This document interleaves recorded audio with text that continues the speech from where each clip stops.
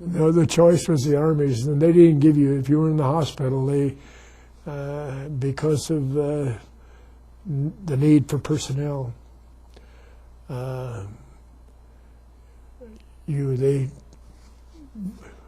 sewed you up and got you back as fast, and everybody wanted to get back in it anyway. You left a group of people that were continuing to fight the war, and you wanted to be with them. And that sounds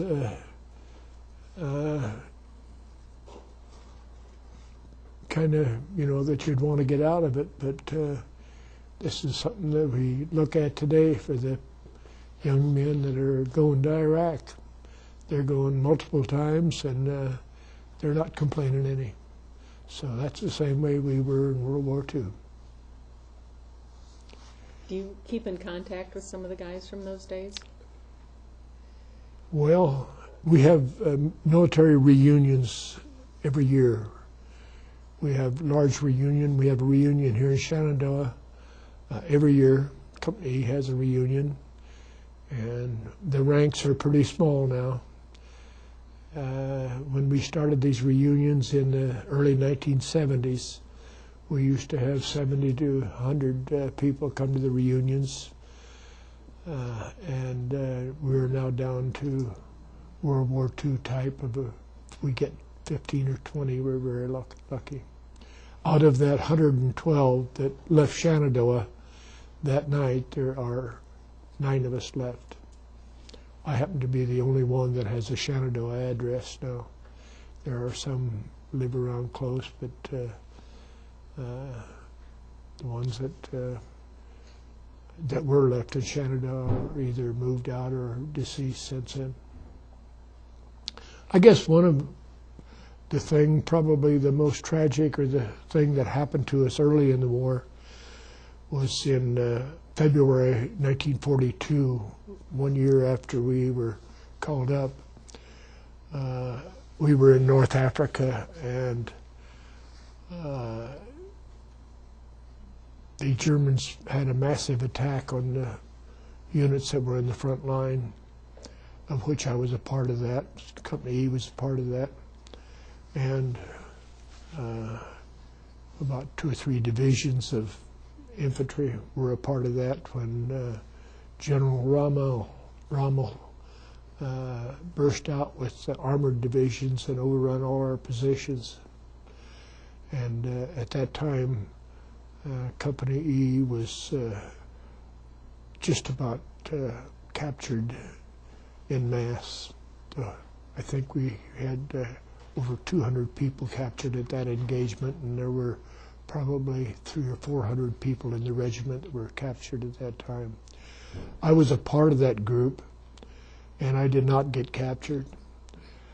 A couple of 3 days before the attack, they had asked for some volunteers to go to a patrol unit, and myself and 2 other soldiers decided that would be a good experience for us. So we volunteered to go on that, and we would go out at right after dark at night, and we were not a combat patrol, we were a reconnaissance patrol, meaning that we were there to determine if there was enemy close by, what they were doing.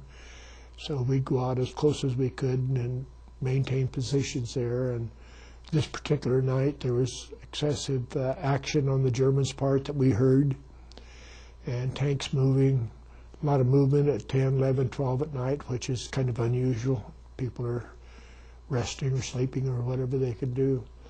And we took that information back, and it was passed on to the higher commanders. And at daylight the next day, we were faced with Rommel's troops that overrun our complete position. And the main body, I was not with that main body at the time, but the main body of Company E that I'm talking about, they were all captured, and it was riflemen against armor, and we weren't a very good force to take care of it. So that was the big moment at that time. The way that I got out, the orders were passed down to the battalion commander that anyone that was in behind the lines, in which we were about 10 or 12 miles behind the lines at that time, meaning we were 12 miles from our friendly forces, to get out the best way they could. Initially, the orders were to go out in a group, and should we run into enemy and lose control of the units, that each person was given an azimuth on which to go and say, you got to be there by daylight, and it would be about 10 miles to walk. So we started. We had people that were wounded that we carried out on litters, started to, and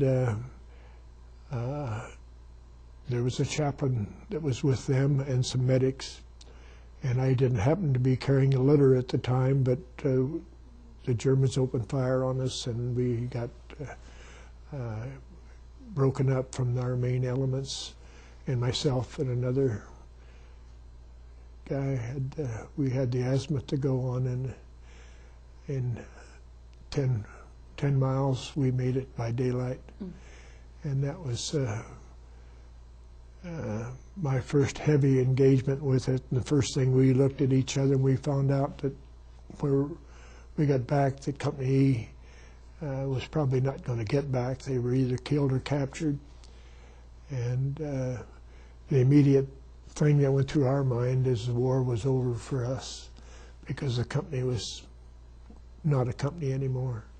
Within 10 days, we were reorganized and back into combat in North Africa, so the war was not over for us. We just received replacements, and we had some people that were on leave, some people that were with the British Commandos at the time that were coming back to the unit, and we started with a unit of about 30 regular members that got organized again, and we received replacements from the 3rd Infantry Division that was back in Oran, and filled up with them, and we're back in combat in 10 days.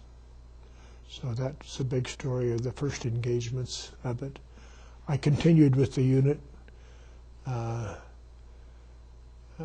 through the rest of Africa, and then I was promoted up the ranks to, I was a platoon sergeant at the end of North Africa.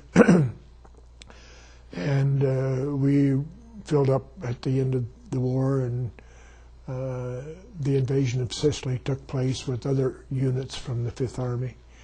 And after Sicily, the invasion of Italy took place. We were a part of that. And shortly after the invasion, the 34th Division, of which E Company was a part of that, went into Salerno at the invasion of Italy, close to Naples at the time. Major engagements at that period was probably, the biggest one was probably Cassino area, where the big monastery was up, and the Germans were using it as an outpost for observation, and they advised us that they were not using it, and it took us about 2 or 3 months to determine that they were using it before they dropped it. And British and American aircraft went over and flattened the Cassino, the monastery, and whoever was in it with them. I was not on that. I was, at that time, the invasion at Anzio was taking place, and we were pulled back and went around and come in through the Mediterranean, went in on the invasion of Anzio. And we fought there, stalemated for about 3 months, 2 or 3 months, and we captured Rome about the same time that D-Day took place. So our little attack on Rome and running the Germans out of Rome was not headline news at the time because of the invasion of Europe. All of this happened about the same time, and the effort was there, meant to be, because of the coordinated effort coming into France, going on north through Italy. When you're in a stalemate engagement for 3 months, I mean, what's that like when you're trying to sleep at night and people are shooting at you constantly? What's going through your head? A good idea of that was the Anzio Beachhead. When the Anzio Beachhead was established, we went in about 2-3 miles of flat ground from the ocean, Mediterranean Sea, and it was flat ground. We got so far and the Germans stopped us. And they had the commanding terrain around there, and that they were in the hills and we were in the bottom. So it was like being in prison. You didn't move in the daytime, or it was if you got up out of your hole or your foxhole or your whatever protection you had, if you moved, the Germans had observation of us. So we did that for 2 or 3 months, and the only time we could move was to get it at nighttime. Darkness came in, and we did our exercising after dark, whatever we had to do. And that was went from about February, March, and April. That went on.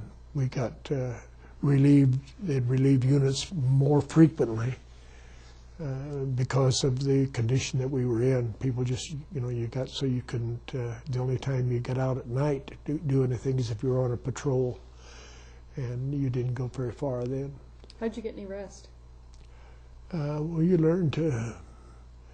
The guy next to you was awake when you were sleeping, and so you always picked the best buddy you could find to be in that hole next to you. And people just coped with it. But it was a blessing whenever the balloon went up and we made the attack to get off of the Anzio Beachhead, and we went through Rome and started up between Rome and Florence, Italy.